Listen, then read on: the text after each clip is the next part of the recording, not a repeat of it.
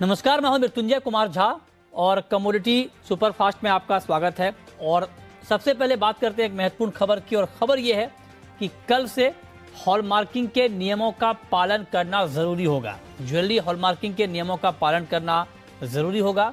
जिन 256 जिलों में हॉलमार्किंग के नियम अनिवार्य किए गए थे, 16 जून से इसे इम्प्लीमेंट किया गया था, वहाँ पर ज्वेलर ने कुछ दिक्कत बताई थी, जिसके बाद सरकार ने कुछ राहत दी थी कि आप 30 नवंबर तक अगर कोई ज्वेलर किसी कारणवश हॉलमार्किंग के नियम का पालन नहीं कर पा रहा है तो उनके ऊपर एक्शन नहीं होगा। ये छूट 30 नवंबर तक दी गई थी, लेकिन आज उसकी समय सीमा खत्म हो रही है। मतलब ये कि कल से इन 256 जिलों में हॉलमार्किंग के नियमों का पालन करना ज़रूरी हो जाएगा। कितनी तैयारी है ग्राउंड पर? क्या ज्वेलर पूरी तरह से तैयार हैं हॉलमार्क ज्वेलरी बेचने के लिए? इस पर बात करने के लिए हमारे साथ इस वक्त जुड़े हैं इब्जा के प्रेसिडेंट पृथ्वीराज कोठारी। सर, बहुत बहुत स्वागत है आपका कोठारी जी। पहला सवाल तो यही सर कि क्या अब ये और एक्सटेंड होने की कोई संभावना है? क्या आज शाम तक में कोई ऐसा ऑर्डर आ जाए कि कुछ और राहत मिल जाए, इसकी कोई संभावना दिख रही है क्या सर आपको?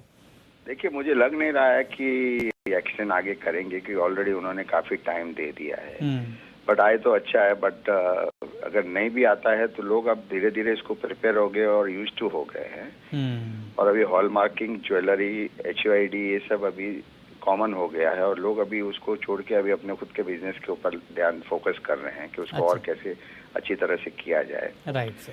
और अभी आपको हॉलमार्क का साइन बोर्ड लगाना पड़ेगा, जो भी उन्होंने गाइडलाइन दी है उसको आपको फॉलो करनी पड़ेगी। तो मुझे लगता है कि एक्सटेंड होने का कोई चांस लग तो नहीं रहा है। अच्छा, तो आप कहने कि इसमें और राहत की संभावना अभी नहीं है, मतलब ये डेट और एक्सटेंड होने की संभावना आपको दिख नहीं रही है।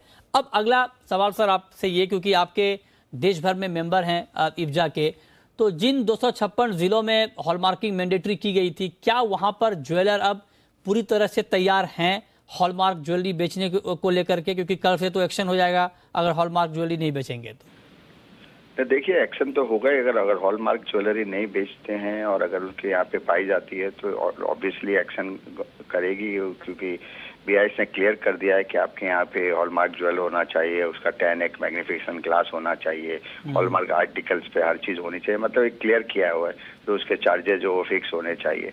तो अब लगता है कि मुझे, देखिए, बहुत सी जगह पे तो अब एक कॉमन हो गया है कि हॉलमार्किंग की ज्वेलरी सब बेच रहे हैं और मुझे लगता है कि अब धीरे धीरे लोग यूज टू हो जाएंगे और काफी टाइम हो गया है हॉलमार्क को। पहले जो थोड़ी बहुत प्रॉब्लम हॉलमार्क सेंटर में आ रही थी वो भी धीरे वो भी काफी हद तक क्लियर हो गया है। तो मुझे लगता है कि अब थोड़ा धीरे लोग समझने लग जाएंगे। ये तो बेसिकली कस्टमर पे डिपेंड करता है कि उसको प्रिकॉशन क्या क्या लेना है। हॉलमार्क ज्वेलर आप खरीदने जाते हो तो आप देखिए उस पे मार्क है कि नहीं है, क्योंकि कस्टमर को उतना उसमें ये होना चाहिए कि हॉलमार्क के नियम क्या है, हॉलमार्क कैसे देखना चाहिए, कैसे आप ज्वेलरी कहीं पे जाते हैं तो खरीदते हो, चाहे छोटे ज्वेलर से लो या बड़े ज्वेलर से लो। कस्टमर को एक बेसिक चीज पता होनी चाहिए कि हम हॉलमार्क ज्वेलरी खरीद रहे हैं, जो हम पैसे दे रहे हैं उतना ही प्योरिटी का माल ले रहे हैं। अच्छा, तो सर ये आपने बहुत महत्वपूर्ण बात कही। तो एक बात और सर कि कोई कस्टमर, एक बार फिर से आप बता दें, हालांकि आपने कई बार ये बात बताई है कि मान लीजिए अब कोई कस्टमर अगर जा रहा है ज्वेलरी खरीदने, तो कैसे वो पहचान पाएगा कि ज्वेलरी हॉलमार्क है या नहीं? देखिए, उसमें BIS का एक मार्क होता है, प्लस नंबर्स होते हैं, प्लस जो जिस ज्वेलर्स के या जिस हॉलमार्क में हॉलमार्क किया उसका रहता है और ज्वेलर्स के लोगो रहते हैं। ये चार चीज उसके ऊपर रहता है। एक प्योरिटी का मार्क रहता है, एक BIS का मार्क रहता है, हॉलमार्किंग के सेंटर का मार्क्स रहता है और प्लस ज्वेलर्स के मार्क लोगो रहता है। तो ये चार चीज आपको ध्यान देनी है और सबसे बड़ी बात है कि आपको जो भी चीज खरीदनी है वो बिल में खरीदनी है, तो आपके लिए और भी इजी रहता है कि आपने बिल में वो माल को खरीदा हुआ है। अच्छा सर, मान लीजिए मैंने ज्वेलरी खरीदी, हॉलमार्क ज्वेलरी खरीदी, और अब मुझे वहां पर क्रॉस चेक करना है कि ये हॉलमार्क, बाकी बिल पक्की है, लेकिन अगर मुझे क्रॉस चेक करना है कि ये हॉलमार्क है या नहीं, तो क्या मैग्नीफाइंग ग्लास अब हर ज्वेलर को अपने पास रखना होगा और कस्टमर मांगेगा तो उन्हें दिखाना पड़ेगा, बताना पड़ेगा? हाँ, वो मैग्नीफाइड ग्लास तो इट्स कॉमन है, वो तो कुछ भी नहीं है। बट आप हॉलमार्क ज्वेलरी मीन्स आप अगर बॉम्बे में खरीदना है और आपको समझो छोटे गांव में बेचना है और आपका हॉलमार्क ज्वेलरी, तो आपको पूरे पैसे आएंगे सिर्फ मेकिंग चार्जेस कट करके। अच्छा। अब आप कहीं पे भी जाओगे तो आपको प्योरिटी के कोई इश्यू नहीं आएंगे। हॉलमार्क मीन्स है कि आप जो बेच रहे हो वो चीज खरी है। अच्छा, एक बात और सर कि मान लीजिए मैं हॉलमार्क ज्वेलरी खरीदने जाता हूँ और अगर कोई ज्वेलर इन 256 जिलों में जहाँ पर अभी मैंडेटरी है, अगर मान लीजिए कोई वहाँ पर हॉलमार्क ज्वेलरी देने से मना करता है या नॉन हॉलमार्क ज्वेलरी देता है, तो उसके खिलाफ कोई कस्टमर कंज्यूमर कहाँ पर कंप्लेन कर सकता है? देखिए, इस BIS की साइट के ऊपर क्लियर लिखा हुआ है, अगर आपको कोई भी प्रॉब्लम है तो आप BIS के पोर्टल पे, पोर्टल के ऊपर जाके आप उस पर कंप्लेन कर सकते हो। और मुझे लगता है कि एक बार जब मैंडेटरी होने के बाद में कोई भी ज्वेलर्स इतनी बड़ी रिस्क नहीं लेगा। अच्छा। उसके इतनी इन्वेंट्री, इतनी बड़ी उसके पास इन्वेंट्री होती है, वो फिर उसमें मुझे नहीं लगता है कि आप कोई भी ज्वेलर्स, छोटा हो या बड़ा ज्वेलर्स हो, कि प्योरिटी के ऊपर कोई भी उसके ऊपर उसमें ये नहीं करेगा। अभी मुझे नहीं लग रहा है कि कोई भी ज्वेलर इतनी बड़ी इन्वेंट्री लेके इतना छोटा सा काम करेगा वो।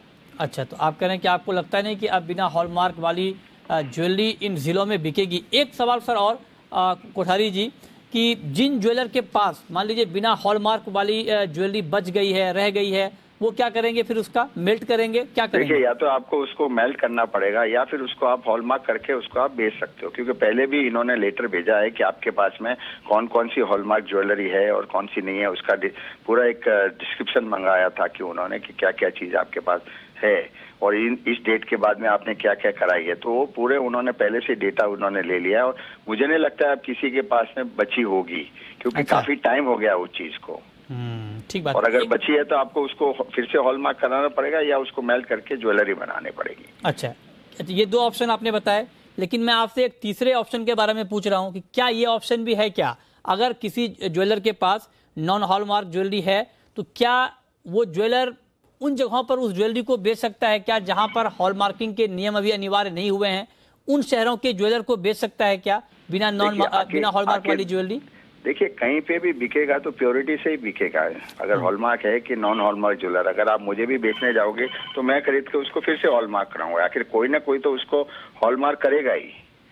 अगर उसको बेचनी है ज्वेलरी को एज इज ए फॉर्म में, जैसे मैं एग्जांपल आपको देता हूं कि जैसे जो लोन के अगेंस्ट में जो गोल्ड लिया है वो ज्वेलरी पड़ी है, तो अगर उसको बेचनी है, वो तो हॉलमार्क है नहीं, अगर उसको भी वो बेचते हैं तो वो आखिर लेने वाला भी उसको हॉलमार्क करके ही बेचेगा।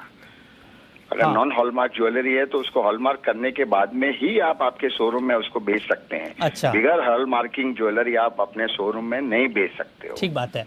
एक महत्वपूर्ण सवाल सर, अभी एक दर्शक हमारे हैं, वो पूछना चाह रहे हैं और उन्होंने मैसेज किया है कि अगर उनके पास बिना हॉलमार्क वाली ज्वेलरी है और वो इन जिलों में जहां पर हॉलमार्किंग के नियम अनिवार्य हैं अपनी ज्वेलरी बेचने जाता है, तो क्या ज्वेलर उनसे नॉन हॉलमार्क ज्वेलरी खरीदेगा या नहीं खरीदेगा? देखिए, जो मैन्युफैक्चरिंग आज जहाँ पे भी मैन्युफैक्चरिंग हब जहाँ पे है वहाँ सब जगह पे हॉलमार्किंग मैंडेटरी हो गई है। अब नई हॉलमार्किंग मैंडेटरी जहाँ पे जो जिले में नहीं है, अगर वो खरीदते हैं तो ऑब्वियसली हॉलमार्किंग ज्वेलरी खरीदेंगे। मुझे नहीं लगता है कि 35 रुपए के लिए वो आदमी प्योरिटी का रिस्क क्यों लेगा। नहीं सर, ये नहीं, मेरा सवाल ये है, मान लीजिए मेरे पास कोई पुरानी ज्वेलरी पड़ी हुई है, सालों पुरानी ज्वेलरी, और हॉलमार्क नहीं है, तो मैं क्या इन जिलों में जाकर बेच सकता हूँ जहाँ पर मैंडेटरी हॉलमार्किंग ज्वेलर लेगा?